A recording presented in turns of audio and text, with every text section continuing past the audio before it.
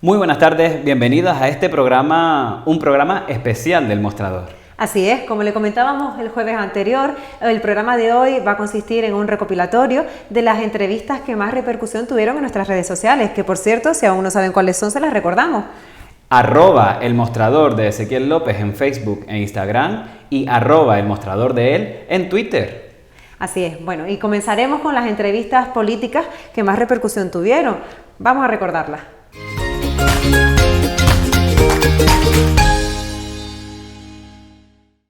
Antes de comenzar, tengo que comentar la situación en la que estamos ahora, en Canarias, que estamos viviendo, que está siendo principal motivo en todos los telediarios, que es la erupción volcánica y eso que podemos denominar ya desastre natural. ¿Cómo se ha vivido desde el Cabildo de Gran Canaria? Bueno, se ha vivido y la seguimos viviendo con muchísima preocupación. Yo apenas unos minutos después de producirse la erupción del volcán, me llamó el presidente del Cabildo de La Palma, me pidió si era posible que un destacamento de bomberos de Gran Canaria, del Consorcio de Emergencia, pudiera trasladarse a La Palma para actuar en la interfaz y en las zonas urbanas. Y le dije que sí, que por supuesto, que de inmediato, a última hora de esa noche, ya estaban allí 18 bomberos con todos los medios técnicos necesarios. Al día siguiente se incorporaron 23 personas nuevas de nuestros presas, nuestros bravos, los técnicos operadores del Secopin, operarios agentes de medio ambiente. Y a partir de ayer también tenemos en La Palma un grupo de trabajadores de obras públicas con barredoras, con vehículos de apoyo para ayudar también a limpiar la ceniza. Desde el primer momento nos hemos volcado en colaborar con La Palma, en mostrar la solidaridad del pueblo gran canario con La Palma. Y este próximo jueves vamos a tener una reunión de la FECAI que después tendrá continuidad en otra el día 7 o el día 8 de octubre para desde la FECAI también generar un fondo de solidaridad, fondo económico para contribuir a que después se pueda hacer frente a la mejora de las infraestructuras y las necesidades básicas de la población afectada. O sea, que hay comunicación entre los cabildos de Gran Canaria y de La Palma. Sí, sin duda. He hablado varias veces con el presidente, además, durante este tiempo. En la FECAI tenemos un chat en el que nos comunicamos de manera permanente a los presidentes y presidentes del cabildo. Estamos en contacto permanente. Bueno, nosotros desde el Mostrador también nos sumamos a que ese desastre natural pare lo antes posible y que las consecuencias sean como hasta ahora, solo materiales, ¿no? Sí, efectivamente. Sí, se ha conseguido actuar con la agilidad necesaria para impedir que la lava afectara a las personas de manera directa, y se ha conseguido proteger las vidas de las personas, aunque los daños materiales son cuantiosos, muy cuantiosos. Que aunque sean materiales, llevan una carga emocional también, que también hay que tener en cuenta. Muchos lo han perdido todo, han perdido sus recuerdos, las viviendas que han tardado años en construir, ¿no? Su proyecto de vida en esa casa, ¿no? Por lo tanto, sí, sin duda también ha sido un duro golpe para muchas familias. Mandamos mucho ánimo para la isla de La Palma. Y otra circunstancia que era realmente la que nos preocupaba hasta la erupción del volcán era la pandemia en la que todavía también estamos inmersos. En el debate sobre el estado de la isla del pasado mes de julio, usted comentaba que desde el Cabildo se llevaron a cabo muchas iniciativas y algunas medidas para intentar mitigar las consecuencias de esta pandemia. Sí, el Cabildo de Gran Canaria fue la primera institución pública en Canarias que puso en marcha un paquete de medidas económicas destinadas a la pequeña y mediana empresa, a los autónomos, a sostener, a reforzar los servicios esenciales. Nos parecía fundamental poder actuar de manera inmediata para paliar las consecuencias de la crisis sanitaria que derivó en una crisis social y económica importante. Hemos destinado más de 200 millones de euros en los últimos meses, durante todo este periodo, con ayuda directa, ¿no?, a través de la Cámara de Comercio, a pequeñas y medianas empresas, vendedores ambulantes, desde luego cafeterías, restaurantes, también a sectores como lo del taxi. Hemos hecho un esfuerzo enorme con el sector primario. Hemos hecho también llegar a través del sector primario y con partidas directas ayudas a las familias que peor lo están pasando. Pusimos en marcha un proyecto de cuota cero para los niños que se habían quedado sin comedor. Bueno, yo creo que hemos intentado cubrir las necesidades básicas en momentos de mayor grado de afección de la pandemia, de los colectivos sociales más afectados. Comentaba las consecuencias que tenía y que está teniendo esto en el empleo y que va en ese paquete de inversiones. Yo tengo por aquí anotado 10,6 millones de euros en la convocatoria de incentivos destinados al mantenimiento y la recuperación del mercado laboral. ¿Se ha podido llevar a cabo todas estas ayudas o se tiene incluso algún feedback ya del resultado o del efecto que haya tenido esto en el empleo? Sí, vamos a ver, nosotros hemos destinado más de 20 millones. 10 millones son de ayudas directas a las empresas que contratan trabajadores, por lo tanto incentivamos esa contratación. Pero sí, bueno, los últimos indicadores eran que estábamos ya aproximándonos a una cifra, a la cifra anterior a la pandemia.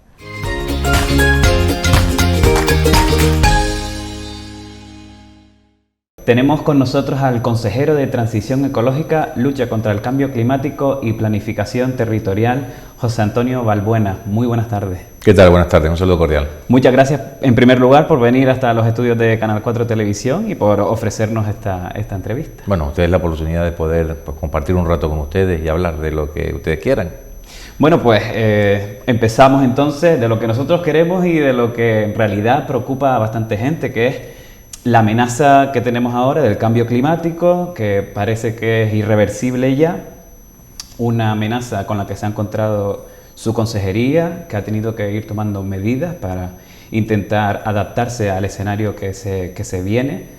Ya usted lleva 2 años en este cargo. ¿Qué balance hace de estos 2 años? El balance es positivo, pero hay que puntualizar algunas cosas. El cambio climático, los efectos del cambio climático no es algo nuevo de estos años, es algo que de alguna forma empezó hace casi 2 siglos y medio, ¿no? Es decir, cuando el ser humano apuesta por otro modelo de desarrollo, un modelo industrializado, con un mayor consumo, sobre todo de lo que son las energías fósiles, a las cuales se les asocia eso que se entiende como gases de efecto invernadero, empieza de alguna forma a desequilibrarse la balanza entre lo que el planeta es capaz de regenerar y lo que nosotros le estamos demandando al planeta. Hasta ese momento, pues prácticamente nuestra actividad era inocua para el planeta Tierra. A partir de ese momento empiezan a surgir algunos problemas y es precisamente 250 años después cuando estamos padeciendo lo peor de esas consecuencias. Por lo tanto, no es un problema que haya empezado de ayer, sino es un problema que lleva bastantes siglos. Lo que pasa es que a esta generación le toca de alguna forma vivir los episodios más adversos, incrementos de temperatura, disminución de los regímenes pluviométricos, incrementos de los fenómenos meteorológicos adversos.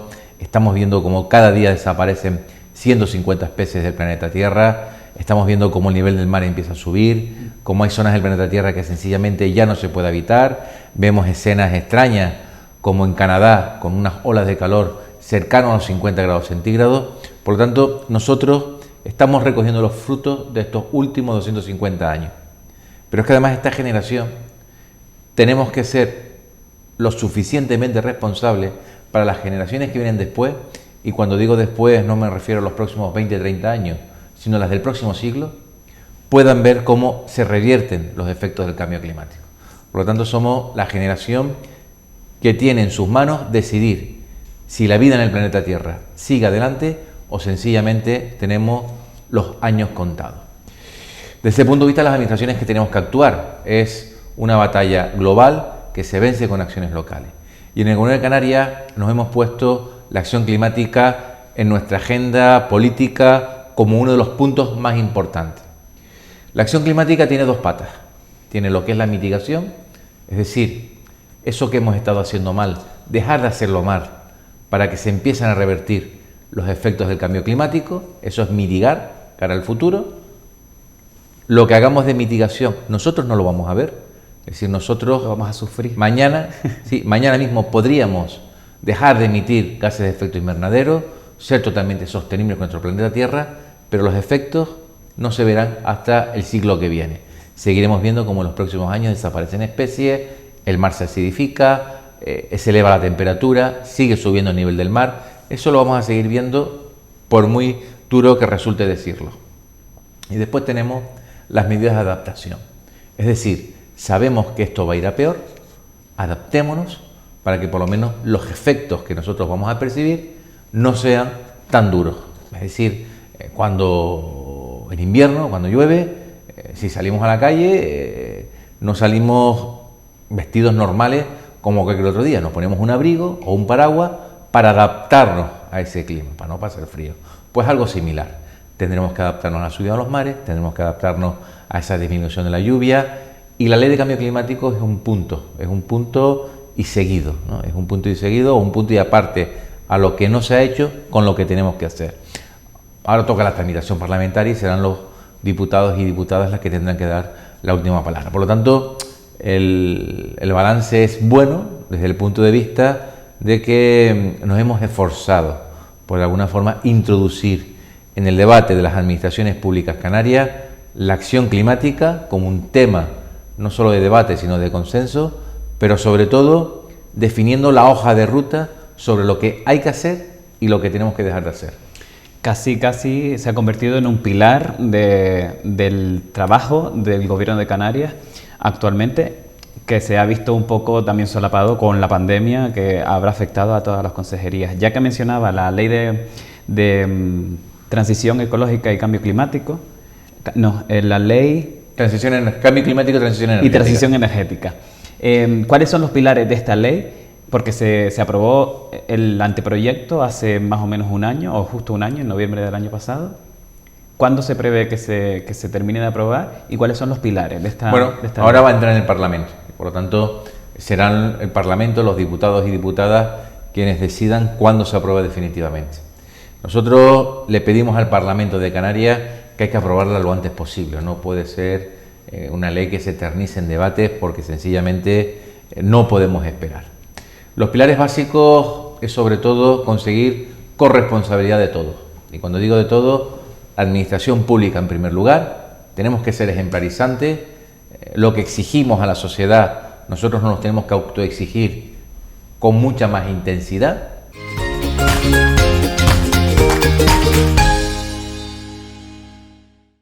Bueno, y esta tarde tenemos con nosotros a Conrado Domínguez, director del Servicio Canario de Salud. Él es licenciado en Ciencias Económicas y Empresariales, cuenta con varios másteres de Dirección y Gestión de Administraciones Públicas y de Economía en Salud. Fue coordinador técnico del Comité de Gestión de Emergencia Sanitaria de la COVID-19 en Canarias y tiene muchos más másteres de formación y gestión que, bueno, estaríamos un largo rato aquí hablando si nombramos todo lo que tiene. Esto es solo una pincelada de toda su formación y de los cargos que ha ocupado. Bienvenido, Conrado. Muchas gracias a ustedes por contar conmigo. Buenas tardes, muchas gracias. Bueno, además de estar en el Servicio Canario de Salud al frente de su dirección, no solo eso, sino que también ha sido secretario general técnico de la Consejería de Obras Públicas en el Gobierno de Canarias, en el Ayuntamiento de Las Palmas, coordinador general de Economía y Hacienda, gerente de la Universidad de Las Palmas de Gran Canaria, y todo esto incluso con gobiernos de diferentes colores políticos. No sé cómo se lleva eso de ser llamado a este tipo de trabajos con tanta importancia en la gestión por diferentes colores. Bueno, yo creo que lo importante es trabajar para los ciudadanos y cuando uno cree que puede aportar su trabajo, su conocimiento para mejorar en este caso la salud, porque el que he compaginado, como dices tú, en 2 legislaturas ha sido la Dirección del Servicio Canario de Salud, pues siempre el servicio público está por encima de los colores. Yo creo que es importante además que un ámbito como el sanitario se profesionalice la gestión, no lo digo por mí en particular, sino por todos esos profesionales que tenemos en el ámbito de la gestión sanitaria, que yo creo que es muy importante que se tenga además un trabajo durante tiempo que pueda hacer que cambie determinadas cosas más allá de un periodo de 4 años, ¿no? 4 años, sí. Conrado, en septiembre de 2020 se encuentra con que lo solicitan para capitanear, por así decirlo, casi con urgencia, la gestión de una pandemia que parecía no tener muy bien quien la gestionara, por lo menos en Canarias. ¿Quién le compromete a esto y usted qué condiciones pone a esta solicitud? Bueno, yo creo que desde mi puesto de secretario general técnico de Obras Públicas participaba en el Comité Técnico de Emergencia de la Crisis, incluso hacía la parte de coordinación técnica, y en septiembre de 2020 mi jefe en ese momento, que era el consejero de Obras Públicas, habla conmigo con la posibilidad de que a través del consejero de Sanidad, que fue quien habló posteriormente, me pudiera incorporar a esa nueva tarea que era la dirección del Servicio Canario de Salud. Y bueno, el consejero me planteó un poco cuál era su forma de ver, afrontar el tiempo de la pandemia que venía, y lógicamente pues yo también manifesté algunas de las cosas que creía que era importante, y en eso era muy importante contar con un equipo. Ya había mucha gente en sanidad, pero habría que incorporar a algunas personas claves, y así fue, y nos pusimos de acuerdo y empezamos el camino, y ahora estamos ya en esta ya noviembre del 21, ¿no?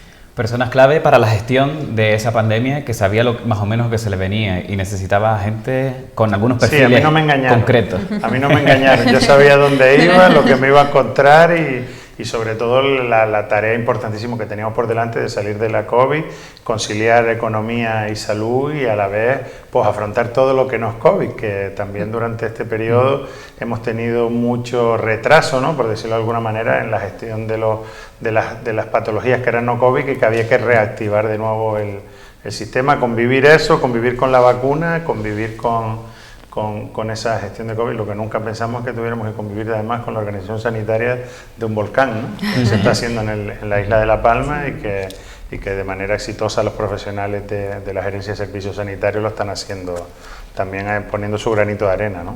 Hablaremos de cómo compaginar la pandemia con el resto de tareas y de patologías que se tratan en la sanidad, pero ya que estamos hablando de la pandemia, ¿cuál es la situación actual en Canarias respecto a vacunados, la tercera dosis, una nueva ola?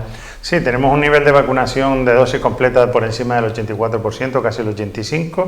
Estamos ahora mismo vacunando de la gripe, que es importante recordar que hay que vacunarse de la gripe, y poniendo las dosis adicionales. Ya lo hicimos a todos los pacientes que estaban en centros sanitarios, y actualmente se está vacunando de esa dosis adicional a los mayores de 70 años. Ya hay un calendario además para los que se han vacunado con Janssen, que tienen un calendario para, dependiendo del tramo etario, para hacer también una dosis adicional con ARN mensajero, es decir, con Pfizer o con Moderna, y a la vez seguimos intentando captar sobre todo el tramo etario, ¿no?, entre 20 y 40 años, que seguimos animándoles a que vayan a vacunarse, que es importante por ellos y por el resto de los ciudadanos, de sus familias, para incrementar lo que es todo lo que tiene que ver con esa inmunidad que de alguna manera hace que si te contagias de la enfermedad no se desarrolle, y por tanto no tengas problemas serios ni tensiones en el sistema sanitario, ¿no? ¿Y de los números de casos que está habiendo ahora de Bueno, positivos? las últimas semanas ha habido un incremento de casos en Canarias. Llevamos ya 2-3 semanas, como digo yo, ocupándonos en monitorizar lo que está pasando, de dónde vienen esos casos, en qué sitios se producen, si responden a algún tipo de transmisión comunitaria de brotes. Ahora mismo, por suerte, no hay transmisión comunitaria, pero es verdad que estamos reforzando ya otra vez todos los sistemas de detección precoz del COVID, para intentar que no se incremente el número de casos, y que pueda el estado de vacunación ayuda a que no haya un mayor número, y que entremos en otra famosa ola que esperemos que no llegue, ¿no?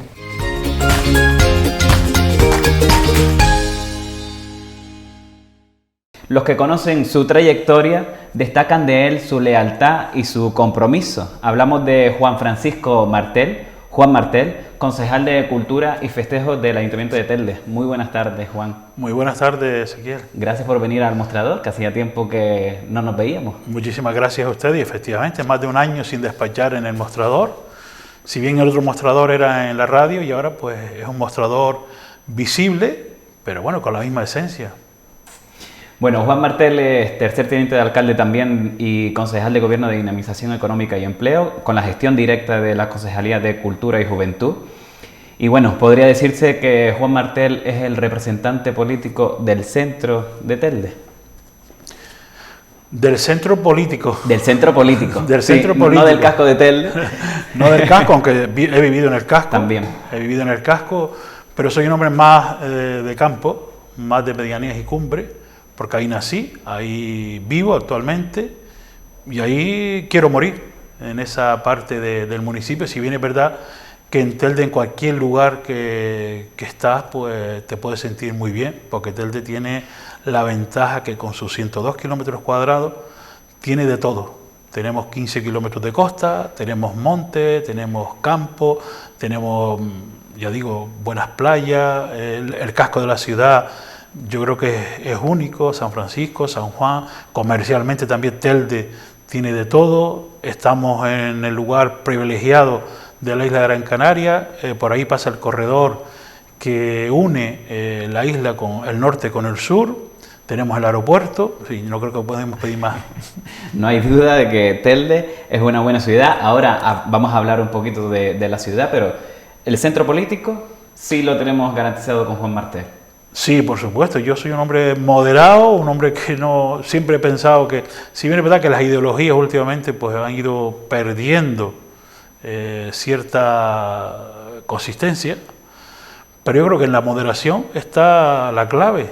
No hay que estar ni escorados a un lado ni a otro, más aún en esta época que vivimos, que vemos que en España, por ejemplo, nos hemos radicalizado muchísimo a los dos bandos y por tanto yo creo que no, eso no es bueno. Yo creo que toca tiempo de moderación, de arrimar el hombro, de menos crispación, y quizás eso es lo más que se echa en falta hoy en día, que los políticos, sobre todo a nivel nacional, que es donde se debate y donde dijéramos, donde realmente las políticas que afectan hasta el último vecino, del último rincón de nuestra isla, pues vemos esa crispación y no vemos que hay unidad para resolver los problemas. Y eso sí es verdad que hace falta, moderación y centrarnos un poquito más.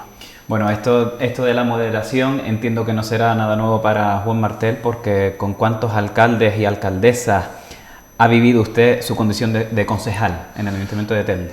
Bueno, cada vez que me han llamado, aquí estoy.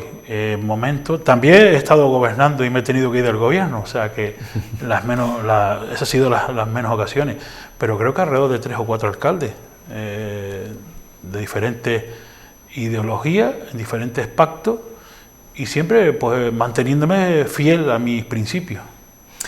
Bueno, durante su carrera política él habrá tenido innumerables anécdotas, eso seguro, pero recordamos una de la que salió airoso. No sabemos muy bien cómo lo consiguió, que fue cuando a escasos días de las elecciones se quedó sin número 1 como candidato a la alcaldía en aquel año que iba con usted. ¿Cómo lo vivió y cómo nos explica que haya salido al final bien parado? Bueno, nos quedamos sin candidato, nos quedamos sin partido, que es todavía más grave.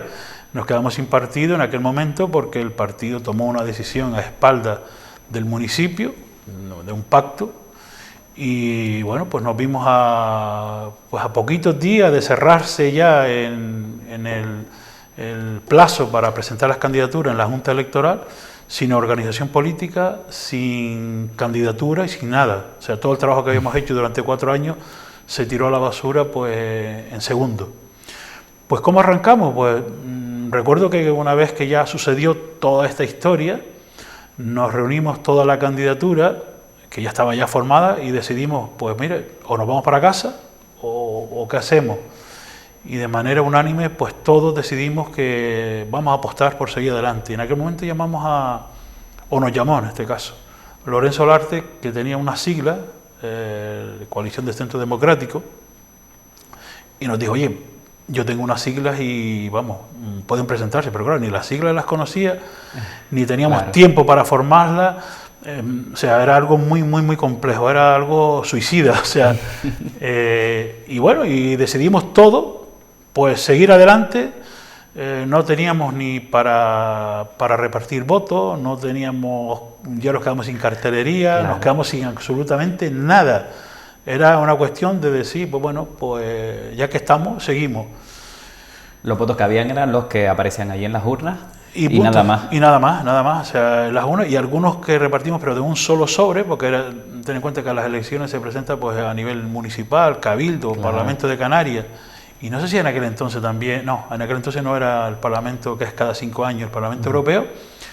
Y bueno, nos tiramos a la piscina y que sea pues lo que sea. Y lo dejamos a la voluntad de la gente, que si sale bien, bien, si no también. Con tan buena suerte. Hubo voluntad.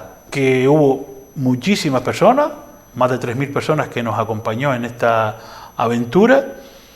Y bueno, estuvimos a punto incluso de conseguir 2 concejales esa misma noche. Al final nos quedamos con uno, que para nosotros fue sobre todo mantener la bandera.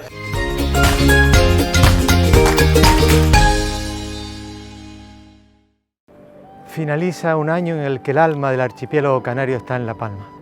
Nuestra mirada está puesta en cada plantación, cada construcción. Nuestros sentimientos están con las personas. Y nuestras esperanzas están en el futuro, con la solidaridad de todas las instituciones, de toda la sociedad, la verdadera unión de las islas. Gran Canaria se ha volcado con sus recursos y el apoyo a la recuperación económica, social y humanitaria, que va a ser firme y constante. Pero también termina un año en el que hemos seguido luchando contra la pandemia y poco a poco vamos vislumbrando la recuperación de la normalidad y de nuestras vidas. Son momentos de atender a quienes lo necesitan y preparar la recuperación, y lo haremos juntos. Paz, salud y recuperación para 2022 para todos y todas. ¡Feliz Navidad!